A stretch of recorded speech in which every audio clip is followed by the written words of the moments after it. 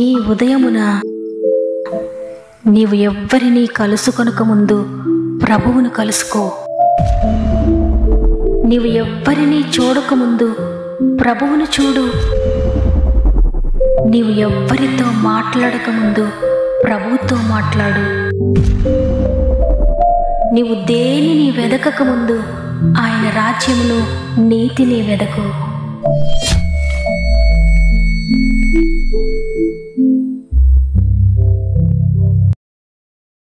Praise the lord. మరి ఒక నూతన ఉదయాన గాడ్ ఫస్ట్ అనే వాగ్దాన కార్యక్రమానికి మిమ్మల్ని అందరినీ ప్రేమతో ఆహ్వానిస్తూ, ప్రభువును రక్షకుడైన యేసుక్రీస్తు వారి అతి శ్రేష్టమైన నామములో నా యొక్క ప్రత్యేకమైన శుభములు మీ అందరికీ తెలియజేస్తూ ఉన్నాను. ప్రియ దేవుని బిడ్డలారా, ఈ ఉదయాన్ని మీరందరూ ఎలా ఉన్నారు? దేవుడు మరి యొక్క అవకాశాన్ని మనకు అనుగ్రహించారు. మరలా ఈ విధంగా మనం అందరం కలిసి దేవుని స్తుతించడానికి, ఆయన వాక్కును ధ్యానించడానికి, ప్రార్థించడానికి మనకు తరుణాన్ని ఇచ్చారు.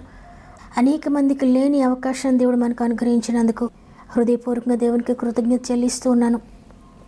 ఈ ఉదయాన ప్రస్తుత పరిస్థితులు ఎలా ఉన్నా, ఏ విషయాలు నేను వేధిస్తూ ఉన్నా, ప్రతి పరిస్థితిలో కూడా దేవుని వైపు చూడండి.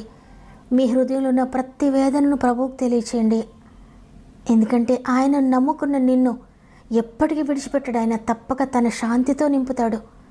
కాబట్టి నీవు ఉదయాన ఏ స్థితిలో ఉన్నా, నీ ఉన్న స్థితిలోనే దేవుని ప్రార్థించు. దేవుని కార్యాలను చూడబోతున్నావు. అదేవిధంగా మీలో ఇంకెవరికైనా ప్రేయర్ రిక్వెస్ట్ ఉంటే కామెంట్స్ రూపంలో నాకు తెలియచేయండి. ఈ ప్రార్థన అవసరతతో పాటు, తండ్రి ఈ కార్యం నా జీవితంలో జరిగించినందుకు వందనాలు. అసాధ్యాలను సాధ్యపరిచేవాడు, ఇక సాధ్యమైంది ఒక్కటి కూడా లేదయ్యా అని హృదయపూర్వకంగా విశ్వసించి దేవా జరిగించినందుకు వందనాలని దేవునికి థ్యాంక్స్ చెప్తూ కామెంట్ రూపంలో మీ యొక్క విశ్వాసాన్ని తెలియచేయండి. మీరు ఏదైతే నమ్మారో దానిని మీ జీవితంలో దేవుడు జరిగించబోతున్నాడు. సమస్త మహిమ, ఘనత, ప్రభావములు దేవునికే చెల్లునుగాక. ఈరోజు దేవుడు మనకు అనుగ్రహిస్తున్న శ్రేష్టమైన వాగ్దానం కీర్తన గ్రంథము 110వ అధ్యాయము 4వ వచనము. యెహోవా ప్రమాణం చేసి ఉన్నాడు, ఆయన మాట తప్పనివాడు. ఆమేన్. దేవుడు నీకిచ్చిన మాట తప్పడు. ఆయన చేస్తానన్న కార్యమును చేయక మానడు. ఆయన చెప్తున్నారు, నేను మాట తప్పేవాడను కాదు, నరునిలాగా నేను పలికి బొంకేవాడను కాదు అని ఆయన లేఖనంలో సెలవిస్తూ ఉన్నాడు. తన ప్రజలైన వారు ఆయనపై ఆధారపడినప్పుడు, ఆయనందు నమ్మిక విశ్వాసాన్ని ఉంచినప్పుడు వారిని ఎంతో నమ్మకంగా, ఎంతో విజయవంతంగా గమ్యానికి చేర్చాడు. అబ్రహాము, ఇస్సాకు, యాకోబులకు ఆయన చేసిన ప్రమాణమును, వారికిచ్చిన వాగ్దానములను, ఎలాంటి భయంకరమైన పరిస్థితులను దాటించుకొని కఠినాతి కఠినమైన ఫరోను దాటించి, ఫరోను వంచి, అగ్ని కొలిమి, ఇనుప కొలిమి అయిన ఐగుప్తు నుండి, బానిసత్వం నుండి వాగ్దాన భూమికి తన ప్రజలైన ఇశ్రాయేలును ఏ విధంగా నడిపించాడో, ఆయన ఇచ్చిన మాటను ఏ విధంగా నెరవేర్చాడో, ఏ కష్టమైన ఎంత భయంకర పరిస్థితిలోనైనా ఆయన మాట తప్పకుండా ఏ విధంగా వారిని గమ్యానికి చేర్చాడనేది మనం స్పష్టంగా లేఖనాలు చదువుకుంటున్నాం. ఆయన మాట ఇచ్చి తప్పిపోవడానికి, మాట నెరవేర్చుకోలేకపోవడానికి ఆయన బలహీనుడు కాదు, బలవంతుడైన దేవుడు. మాట ఇచ్చి మాట మీద నిలువబడే శక్తి కలిగినవాడు, నిలబడ్డానికి సమర్థత కలిగినవాడు. ఆయనను గురించి లేఖనంలో వ్రాయబడి ఉంది, ఆయన సర్వాధికారి అనే దేవుడు, సర్వశక్తి కలిగిన దేవుడు అని. ఇంత సర్వశక్తి కలిగిన వాడు, సర్వ సృష్టి మీద అధికారం కలిగిన వాడు, ఆయనకు మాట తప్పాల్సిన అవసరము ఇక ఏముంటుంది? ఎంత మాత్రం కూడా ఉండదు. ఎందుకంటే ఈ సర్వశక్తులు, ఈ భూమి, ఆకాశము, సర్వ సృష్టి, ఈ సమస్తం యొక్క శక్తులు కూడా ఆయన చేతుల్లో ఉన్నాయి. ఆయనకు అసాధ్యమైంది, ఆయనను దాటి వెళ్ళగలిగింది, ఆయన చేయలేనిది, ఆయన చేత కానిది ఏది కూడా లేదు. అందుకే ఆయన మాట ఇచ్చారు అంటే ఆ మాట పైన నిలబడతారు. ఆయన ఎప్పటికీ కూడా మాటను దాటిపోడు. ప్రమాణం చేశాడు అంటే ఆ ప్రమాణము తప్పక నెరవేరుస్తాడు. నీ జీవితంలో కూడా ఆయన ఏదైనా ప్రమాణం చేసి ఉంటే ఆ ప్రమాణాన్ని దాటిపోడు. కాబట్టి విడిచిపెట్టద్దు. తండ్రి ప్రమాణం చేసావు కదా అని ఆయన పాదాలు పట్టుకొని ఆయన్ని వేడుకోండి. కొన్నిసార్లు అనుకుంటూ ఉంటాం, దేవుడు నాకు మాట ఇచ్చాడు కానీ నెరవేర్చలేదు. ఆయన ప్రమాణం చేశాడు నా కుటుంబ విషయంలో, నా జీవితంలో, కానీ ఆ ప్రమాణాన్ని నెరవేర్చలేదని అనిపిస్తుంది. కానీ ప్రమాణాన్ని ఆయన నెరవేర్చలేకపోవడం కాదు, నీవు ఆ ప్రమాణాన్ని అర్థం చేసుకోలేదేమో. ఆయన ఏ మాట ఇచ్చాడో, ఆయన ఏ విధంగా నీతో మాట్లాడాడు అనేది నీకు ఒకవేళ అర్థం కాకపోయి ఉండొచ్చు. అందుకే నువ్వు దేవుని అపార్థం చేసుకున్నావేమో. అయితే దేవుణ్ణి అడుగు, తండ్రి ఈ విధంగా మాట్లాడావు కదా, ఈ మాట ఇచ్చారు కదా తండ్రి నాకు, మరి ఎందుకయ్యా జరిగించలేదు, ఎందుకు నా జీవితం ఇలా అయింది, ఎందుకు మీరు ఇచ్చిన మాట నేను పొందుకోలేకపోయాను, నీ వాగ్దానం నా జీవితంలో ఎందుకు జరగలేదని ప్రభువుని అడగండి. తప్పకుండా ఆయన మరలా నీకు జవాబిస్తాడు. తప్పకుండా మరలా నీతో మాట్లాడతాడు. మరలా తన ప్రమాణాన్ని నీకు తెలియజేస్తాడు. ఎందుకంటే నీవాయన్ని విడిచిపెట్టిన ఆయన నిన్ను విడిచిపెట్టలేడు. నీవాయన దాటిపోతూ ఉన్న ఆయన నిన్ను దాటిపోలేడు. నీవంటే ఎంతో ప్రేమ ఆయనకు. నిన్ను ఎంతగానో ప్రేమిస్తున్నాడు. నీ తల్లి కంటే ఎక్కువగా ఆయన నిన్ను ప్రేమిస్తున్నాడు. నీ తండ్రి కంటే ఎక్కువగా నిన్ను ప్రేమిస్తున్నాడు. నీ భర్త కంటే ఎక్కువగా ఆయన నిన్ను ప్రేమిస్తున్నాడు. నీ భార్య కంటే, నీ బిడ్డల కంటే, నీ సమస్తము కంటే ఎక్కువగా నిన్ను ప్రేమిస్తున్నాడు ఆయన. అందుకే మరలా ఈరోజు నీతో మాట్లాడుతున్నారు. నేను మాట తప్పని అనుకుంటున్నావు కదా, నేను ప్రమాణాన్ని దాటిపోయినాను అనుకుంటున్నావు కదా, కానీ నేను మాట తప్పలేదు. తప్పకుండా నీ జీవితంలో నేను మేలు చేయబోతున్నాను. నీకు ఇచ్చిన మాట నేను నెరవేరుస్తానని, ప్రమాణాన్ని నెరవేరుస్తానని దేవుడు మరలా నీకు గుర్తు చేస్తున్నాడు. ఈరోజు నీ సంతానాన్ని ఇసుక రేణువుల వలె చేస్తాను, ఆకాశ నక్షత్రాల వలె చేస్తానని దేవుడు అబ్రహాముతో ప్రమాణం చేశాడు. ఎటువంటి సమయంలో చేశారు అంటే, అప్పటికి అబ్రహాముకు ఒక్క బిడ్డ కూడా లేరు. శారా గొడ్రాలుగా ఉంది. అప్పుడు దేవుడు ప్రమాణం చేశాడు, చూడు బిడ్డలు లేరు అనుకుంటున్నావు కదా, అయితే ఒక్కనొక సమయాన నీ బిడ్డలు విస్తరించబోతున్నారు, నేను విస్తరింపచేస్తానని. దేవుడు అబ్రహామునికి ఇచ్చిన ప్రమాణాన్ని దాటిపోలేదు. ఎటువంటి పరిస్థితులు ఎదురైనా శారా ముసలితనంలోకి వచ్చింది, అబ్రహాము ముసలివాడైపోయాడు. అయినప్పటికీ అటువంటి సమయంలో కూడా దేవుడు తన వాగ్దానాన్ని నెరవేర్చాడు. హన్నాకు దేవుడు మాట ఇచ్చాడు, మరలా ఈ రోజులు వచ్చేసరికి నువ్వు కుమారుని కంటావని. దేవుడు అద్భుతకరంగా తను ఇచ్చిన మాటను నెరవేర్చుకున్నాడు. హిజ్కియా భయంకరమైన మరణకరమైన వ్యాధితో ఉన్నప్పుడు దేవుడు హిజ్కియాకు మాట ఇచ్చాడు, నీ కన్నీటిని నేను చూచాను, నీ ప్రార్థన అంగీకరించాను, ఇంకా 15 సంవత్సరాల ఆయుష్ నీకు ఇస్తున్నాను, నేను స్వస్థపరుస్తున్నానని. దేవుడు అద్భుతకరంగా భయంకరమైన వ్యాధి, మరణకరమైన వ్యాధి, మరణం కొరకే వచ్చింది, కానీ దాని నుండి విడిపించి హిజ్కియాని నిలబెట్టాడు. ఆయన చేసిన ప్రమాణాన్ని నిలబెట్టుకున్నాడు. నిజమే, ఆయనకు అసాధ్యమైనది ఏదీ లేదు. అందుకే ఆయన సెలవిస్తున్నాడు, నాకు అసాధ్యమైనది ఏదైనా కలదా అని. ఆయనను విశ్వసించలేకపోవడం వల్ల, ఆయన ఎందు నమ్మిక లేకపోవడం వల్ల, ఆయన చేసిన ప్రమాణమును మనం నమ్మకపోవడం వల్ల అనేక సార్లు మనం కార్యాలు చూడలేకపోతున్నాం. ఆయనను మన దాకా తెచ్చుకోలేకపోతున్నాం. మన అవిశ్వాసాన్ని బట్టి, మన అపనమ్మికను బట్టి ఆయన మనకు దూరం అవుతూ ఉన్నారు. ఆయన కార్యములు మనకు దూరం అయిపోతూ ఉన్నాయి. ఆశీర్వాదాలు దూరం అవుతూ ఉన్నాయి. అంతేకాని ఆయన బలహీనుడు అవడం వల్ల, ఆయన చేయలేకపోవడం వల్ల ఎంత మాత్రము కాదు. కాబట్టి ఈరోజు నమ్ముట నీ వలనైతే సమస్తమును సాధ్యపరిచే దేవుడు తప్పక అద్భుతాన్ని, ఆశ్చర్యకార్యమును నీ జీవితంలో జరిగించబోతున్నాడు. కాబట్టి ఈరోజు ఈ మాటలు వింటున్న ప్రియ సహోదరి, ప్రియ సహోదరుడా, నువ్వు అనుకుంటూ ఉన్నవేమో, ఇది నాకు అసాధ్యమైన కార్యమో, అది నాకు అసాధ్యమైన కార్యమో, ఇవి నాకు చేత కాదు, ఇవి నేను చెయ్యలేను, దీన్ని నా భర్త చేయగలుగుతారా, నా భార్య చేయగలుగుతుందా, నా బిడ్డలు చేయగలుగుతారా, ఇవి మాకు సాధ్యం అవుతాయా అని మీరు అనుకుంటూ ఉన్నారు. అయితే ఆయన వాగ్దానాలను పరిశీలన చేస్తే నీ ప్రతి సమస్యకు ఆయన దగ్గర జవాబు ఉంది. నీ ప్రతి సమస్యకు సంబంధించిన వాగ్దానములు ఆయన చేసి ఉన్నాడు. ఏ వాగ్దానమునైతే నువ్వు నమ్మగలుగుతావో ఆ వాగ్దానం నీ జీవితంలో క్రియారూపం దాలుస్తుంది. నీవే వాగ్దానం అయితే నమ్మలేకపోతావో అవి మీ జీవితంలోనికి రావు. నమ్మినవి మాత్రమే మీవి. నమ్మలేకపోతే అవి నీ జీవితంలో నువ్వు చూడలేవు.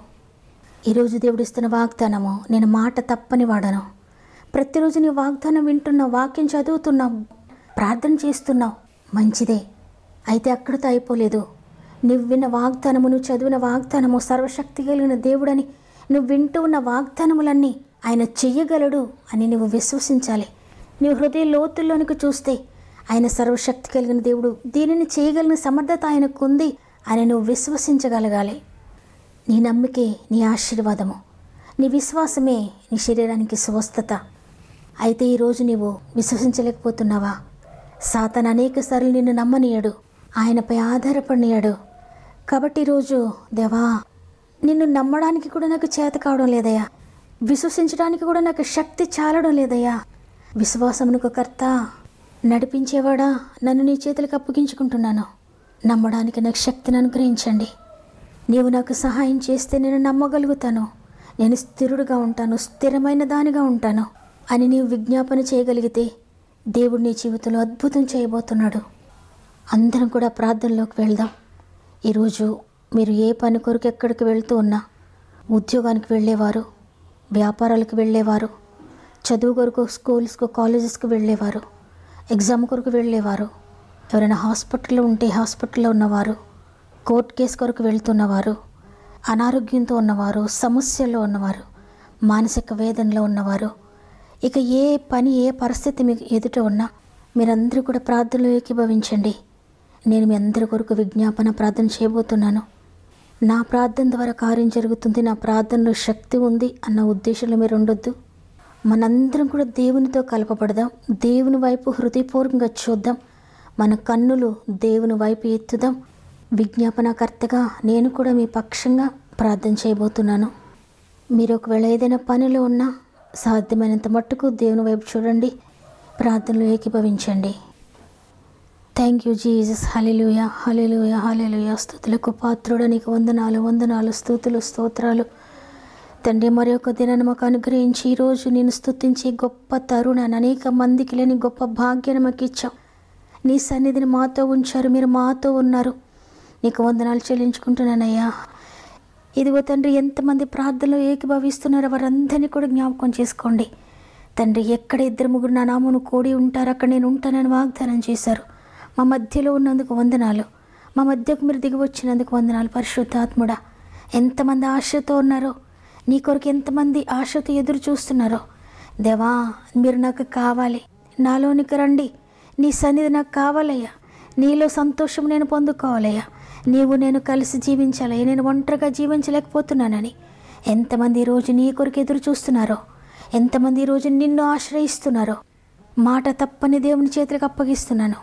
మాట ఇచ్చి నెరవేర్చేవాడా, ఇదిగో నేను ఎంతమంది జీవితాలు మీరు మాట ఇచ్చారో, ప్రతి జీవితంలో మీరు ప్రారంభించిన కార్యములు ముగిస్తున్నందుకు వందనాలు. ఎంతమంది జీవితాలు అయితే మీరు వాగ్దానం చేశారో ప్రతి వాగ్దానము యేసు నామములో నెరవేర్చబడును గాక. ప్రతి వాగ్దానము యేసు నామమును బట్టి వారి జీవితంలో వారు పొందుకొందురు గాక. ఇంతవరకు మీరు చేసిన అనేక అద్భుత కార్యం బట్టి వందనాలు. ఇక ముందు మీరు చేయబోతున్న అద్భుతకరమైన కార్యములు బట్టి నీకు వందనాలు చెల్లిస్తున్నానయ్యా. తండ్రి, ఎవ్వరూ కూడా నిరాశతో ఉండకూడదు. ఎవరు కూడా నువ్వు కార్యం చేయలేదనే నిరుత్సాహంతో ఉండకూడదయ్యా. చేయగలిగిన సమర్థుడైన నిన్ను నమ్మాలి, విశ్వసించి అనేక కార్యములు పొందుకునేటువంటి కృపను ప్రతి ఒక్కరికి దయచేయండి. ఎంతమంది నమ్మి నేను స్తుతిస్తున్నారో, స్తుతులపై ఆసీనుడా, స్తుతిస్తున్న వారందరి మధ్యలోనికి రండయ్యా. ఇదిగోనైనా స్తుతులు అందుకోండి. మా ప్రార్థన మీరు అంగీకరించండి తండ్రి. ప్రతి ప్రార్థనకు జవాబు దయచేస్తున్నందుకు వందనాలు. మరి ముఖ్యంగా తండ్రి, ఎంతోమంది సమస్యలో ఉన్నారయ్యా. వారందరూ ఈరోజు ప్రార్థనలు ఏకీభవిస్తున్నారు. వారందరూ కూడా మోకరించి ఉన్నారయ్యా. నిన్ను ఆశ్రయిస్తున్నారు తండ్రి.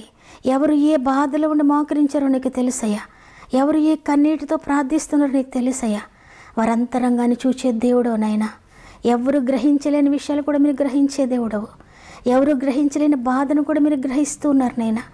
ప్రతి బాధలను విడిపిస్తున్నారని, ప్రతి సమస్యను విడిపిస్తున్నారని ప్రతి ఒక్కరిని మీరు లేవనెత్తుతున్నందుకు వందనాలు. ఎంతమంది ప్రార్థనలు ఏకీభవిస్తున్నారు వారందరినీ ఇప్పుడే మీరు ముట్టండి నాయన. వారందరిలో నీ జీవం ఇప్పుడే పంపండి నాయన.